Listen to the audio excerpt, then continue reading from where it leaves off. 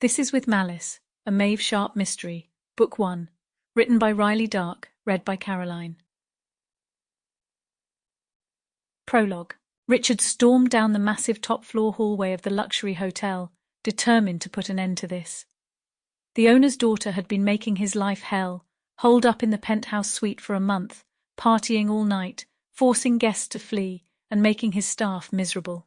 As manager, the guest complaints all fell on him. Not anymore. Finally, the owner had given him the okay to ask his daughter to vacate. The little brat wouldn't answer the room phone, of course, or her cell phone, or his texts. Now this was the only way. He approached the door, his card key out, ready to use it if he had to. He knocked sharply 3 times. He looked out the window while he waited for an answer, the Las Vegas skyline sparkling in the distance. The Azure Heights Grand Resort was the crown jewel of the Vegas Strip, and he wouldn't have the hotel's reputation ruined by one spoiled little girl. Still no answer. "Juliet!" he yelled. "This is Richard Simon, the hotel manager. I need you to open this door now." Richard was past patient, after fielding months' worth of complaints about noise, partying, trash, and destroyed hotel property. The silence on the other side of the door was deafening. Richard felt the beginning of a headache at the base of his neck. He knew the owner's daughter was in there, but why wouldn't she answer the door? He knocked again, this time louder than before. Silence greeted Richard's words, just as he expected. He took a deep breath and tried to calm his nerves. Dealing with Juliet was never easy, but he had to do it. "Juliet, I'm not going to ask you again. Open this door right now." He continued to knock, but still no answer.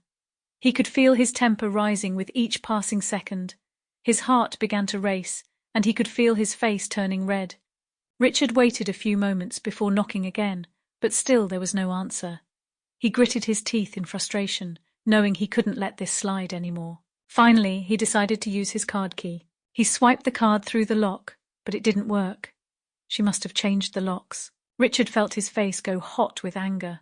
How did she even get permission to do that? He reached into his pocket for the master key card that worked on all the doors in the hotel. It was for emergencies only, but he figured that this warranted its use. He swiped it again, and with a beep, the lock clicked open.